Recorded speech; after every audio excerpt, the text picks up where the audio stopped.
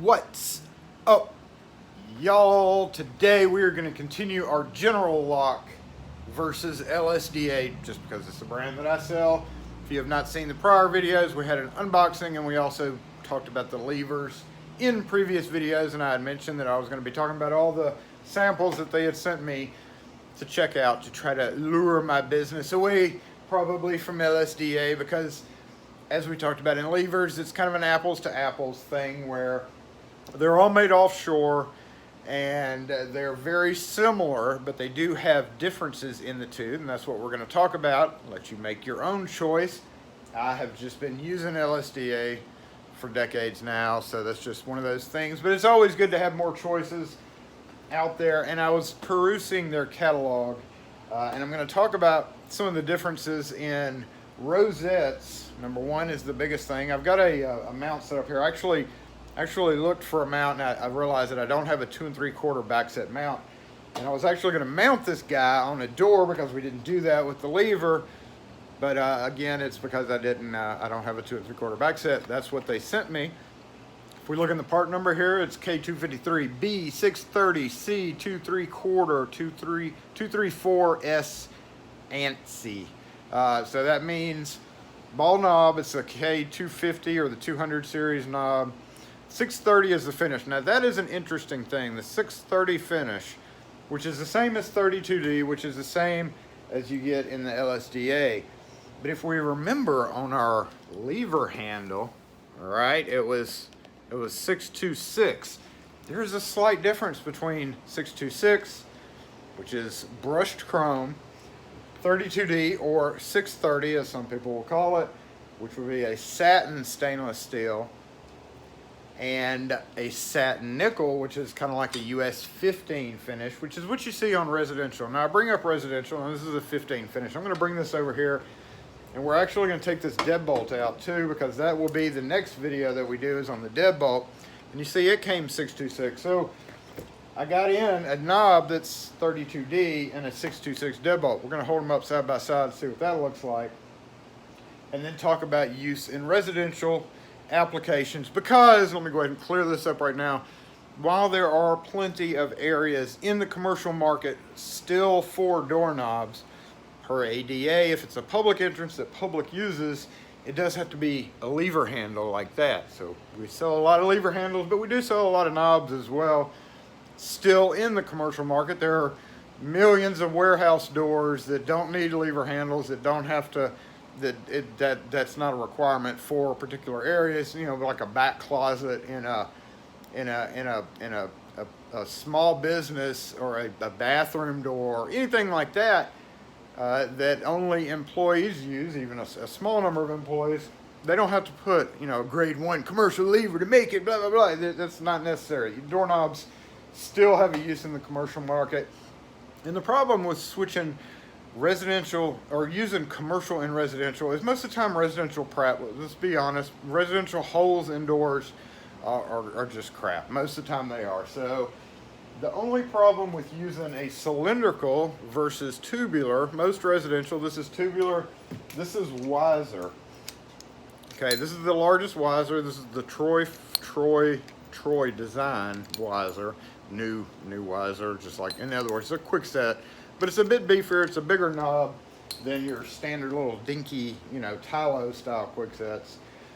But the problem with putting grade 2 commercial and residential is when you go and you slide the cylindrical lock, when you try to slide it into the door, sometimes the teeth don't cut it. You usually almost always have to chisel out the strike hole, because these are square corner strikes. You may be able to order round corner, but that would just be silly. So the problem you run into is fit. It really takes a locksmith to properly fit a grade 2. So if you do want commercial locks on your house and you want to go with a brushed chrome or a satin nickel color, or even 10B, which is whole nother thing. Most residential stuff is this 716 or this aged bronze. And we see how it has this, see how it kind of has that bronzy color coming through. With the 613 or 10B, which are also slightly different than the aged bronze, kind of the same application. They are all dark brown, but they all have different dark brown tendencies. So you just run into a problem sometimes because honestly, these ball knobs, and we'll look at this, even though they do have a smush ball, which I call this a smush ball. See how it's smushed in? Yep. And see, that's a full ball. They're plain. You know, it looks plain. It's not ornate.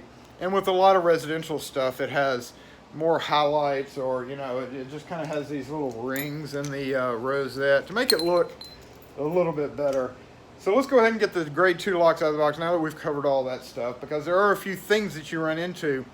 The good thing about cylindrical versus tubular is most tubular comes with a fixed keyway. Like, you can't replace a cylinder in a Schlage lock with anything else, a F-series Schlage, because they don't have it. So when you want to change it, and if you have a oddball keyway like a Yale or a old Corbin on your house, if the cylinders are available, or even if you want to upgrade it to high security with ASA or Medico or any number of those out there that uses a Schlage style cylinder, which is by far the most common, the only problem you run into is the tailpiece, and we're going to talk about that in a minute. But let's go ahead and get these open on the counter. The biggest thing about locksmiths is carrying stuff. So how things are packaged are important. I'm not going to skip that in this video. We're just going to go ahead and take everything out of the boxes right now. And then we're going to compare. We're going to test latches in each other to see if the latches are similar. And then look really close at that finished thing. So, yeah. So with the general lock, since we've gone over LSDA stuff before in previous videos, and like I said, I've got one mounted here. Carrying it is important. These come, when I looked at their catalog, you can order these. You can order them complete. You can order them less latch, less cylinder, like we have here, and that's usually signified by LL, which means less latch, less cylinder. No latch, no cylinder, because they're fixed. You don't really have an option on grade 2 to have an adjustable. So you kind of have to carry both. And that leads to, you know, having a bag full or a toolbox full of different sizes and different finishes. Because again, it comes in bright brass, dark bronze, and I think LSDA may still have antique brass, which is odd. I don't know if they still have it or not. They did for a long time. But let's go ahead and open this guy. Now, like I mentioned, carrying locks around in your vehicle, they're subject to this all day long. So the thing about packaging is you don't want the finish to get scratched. We hate that. And these come with a booby. Now, I call it a booby, but I don't know why I call it a booby, but we're taking everything out. We've got the standard 2 little screws, the ANSI plate, which is the big plate. And also, you know, if you're using this in a residential setting, you obviously would have to cut out much bigger. PLS, I believe it's PLS, which I don't like at all, actually comes with a small plate too, so that's kind of a bonus in theirs. And then here's our Pokey tool. We're going to talk about that. Pokey tool to take the lock apart. A latch with this little extra guard ring for some situations. It can work, sometimes not. So other than that, it's really kind of, I don't know, pointless. So there we go. Peel the plastic off. Just peel the plastic off, y'all. Peel all the plastic. I know it's a pain in the butt to do, but just get it all out of there. And then the booby. So the booby, the only problem with the booby is, yes, it does protect against the vibration a lot more, but if you have, you know, say 100 of these to do in 6 hours, you're left with a bunch of boobies. And with the LSDA, there's no booby. You can break the box down, just go wham, flam, wham, wham. But then with this, you would have, and that's one thing I didn't like about the PLs. It's great, again, for riding around in your truck and a little bit extra protection, but I hate dealing with a bunch of boobies. So we're gonna go ahead and get this out of the plastic bag. They both come in a plastic bag. We see this one comes all together, so we have to take it apart. You know, took it out of the box, and now we got to take it apart to put on the door, the bag, and the cylinder, key cylinder, standard 6-pin with the general logo, numbered on back with your bitting. And we're going to talk about this a little bit further, but the tailpiece, see how that tailpiece is? Once we we're gonna try to put one in with the tail pieces that come with it. However, I'll know before I forget, if I don't remember in the future video here, this can be used. You can always take this tailpiece out and put in whatever cylinder, because for the most part those are pretty universal sizes. So that is a good thing to remember if you're putting it on. And then of course you have your big strike plate. You'd have to peel it, which I'm not going to do. And so we're going to take this guy apart. Let's go ahead and open this up. We'll close up the booby and take the LSDA apart. Now again, this one's less latch, almost always, or less cylinder. I don't think there's an option for a complete, like there is with the lever. I don't think there's an option for a complete knob. So this one, we notice immediately, it doesn't have the rosette attached to it, just the knob. So here's the rosette, and it's on a separate bag. It's divided by a simple cardboard spacer. Directions, of course, those were in the other one underneath the booby. No sticker plate, and a square plate, I might add. So that one's rectangular, and this one has the curve. You're most often gonna see either one, really. Honestly, they I don't know which one it is. And then a Pokey tool. Look at the big old Pokey tool. We're gonna look at that Pokey tool. There is a secret use for the Pokey tool that you may not know. We're gonna talk about that. But first off, let's compare them. The one thing, as with the levers, look at that. Look at how chunky that is. I'll tell you what, LSDA honestly is, you can't deny that LSDA is more streamlined. They've got the kind of the streamline going down. That's just, they're chunkier. I don't know. I kind of like that streamline better. But to put this on a door, we would simply take our Pokey tool here, poke off the knob on the inside, and we're ready to install with our chosen latch, either 2 3/8 or 2 3/4.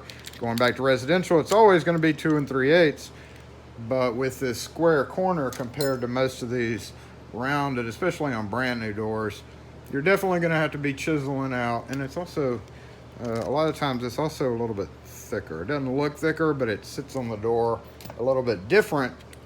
And when you're sliding this through, again, that was the biggest problem. As you're sliding this through, your latch, you know, this is how you adjust it. Say you have a thin door, an interior 1 3/8 door, no problem. You can put this bad boy on it if you want to. You just got to screw this all the way down to right there, and then put your latch in. As you're sliding this through the door, and again, if this isn't sitting in enough on residential preps, a lot of the times it's going to be really hard to get those teeth to catch, and it's really important for those teeth to catch just like that.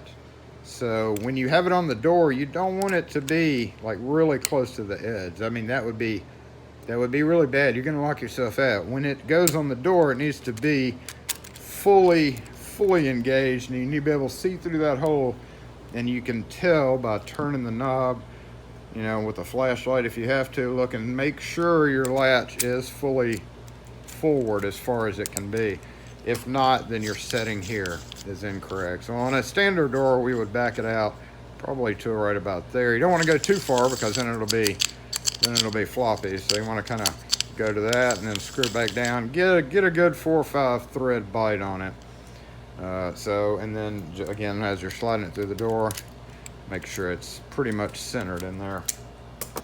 We would take this to put on the door, and because it's all assembled already, we'd get our poker tool, poke in the knob on the inside just like the LSDA, pull this off, and then we're going to have to separate that. That's one good thing. Every so often those kind of accidentally on the LSDA get stuck together, but they're ready, you know, they're already ready to go. Here we have it off, and we're like, okay, come on, hold up. All right, hold up. Let me get a screwdriver and like kind of go in here and pry it. Okay, now we're ready to put it in. A little bit of a delay there. Get it in, same thing with the adjustment, just in and out. But we see on the general, the retainer hole is off center. That means that you have to turn the knob. And when we're talking about retainers, you may turn a knob one way and you see that and you go, oh, there's the retainer. Well, you know, that's the fake. I call it the fakey retainer.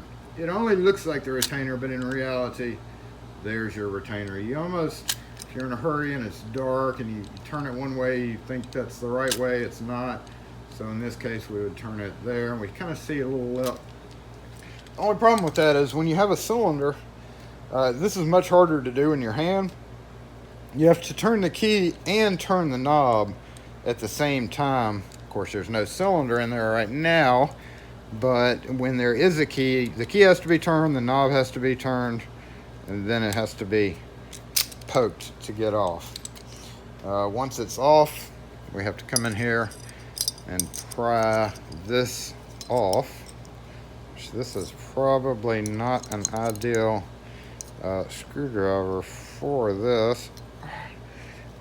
On knobs that have been rekeyed a lot, you will definitely see some scarring going on there, because they can be a pain to get off. We can see this one's kind of a pain to get off. Here it comes. Here it comes.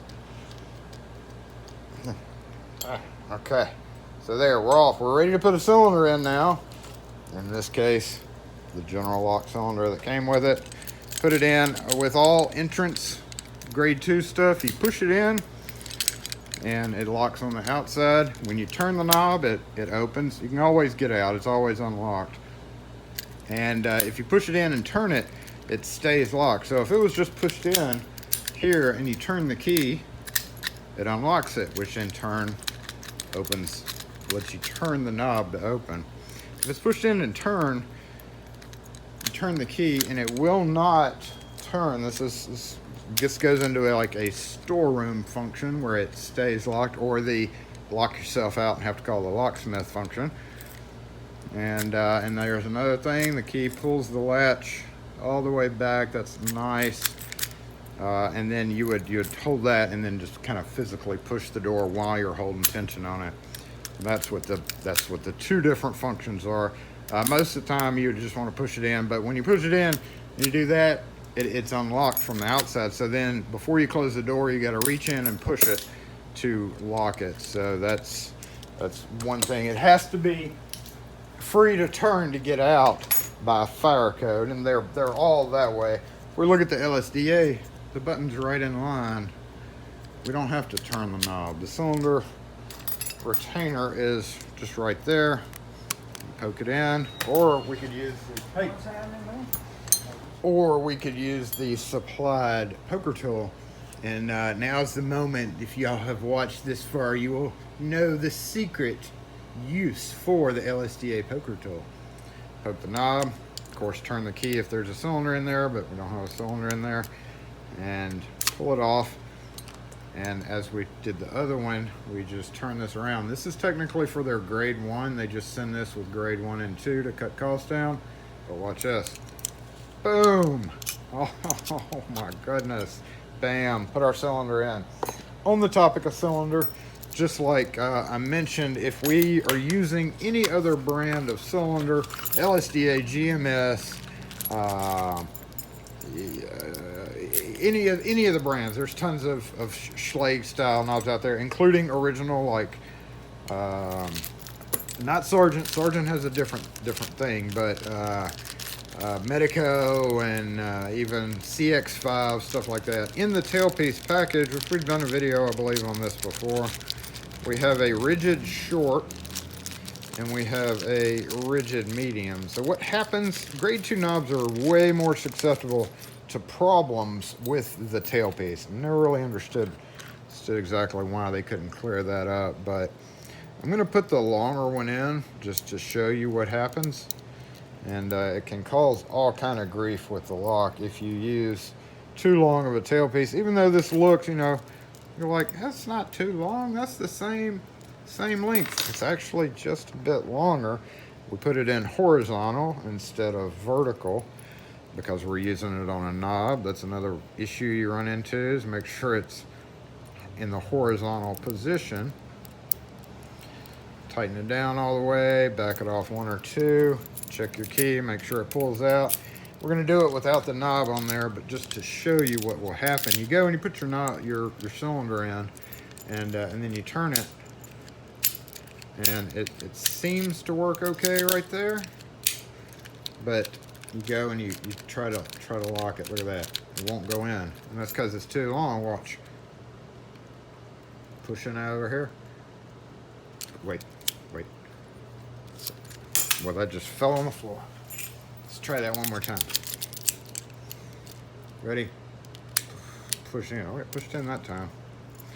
But what'll happen if we use it on the, let's say, the general brand, see that and that, and I can feel it being a little, okay, see how it's not popping out. That means that tailpiece is too long. It may lock okay on the inside, but what's happening is it's grabbing something inside there that it just shouldn't be. So you always want to make sure your tailpiece is not too long when you're messing with doorknobs. You can always take this off and use there. And it's almost like they need to make a rigid, there's rigid medium and rigid short. The short is considerably kind of shorter than not considerably, but pretty short. So the best thing to do is just take this tailpiece and use in your new cylinder if you have a cylinder to do. If you've only got this, then you would need to cut it or file it down or something to make it just a little bit shorter so it doesn't hang up as bad.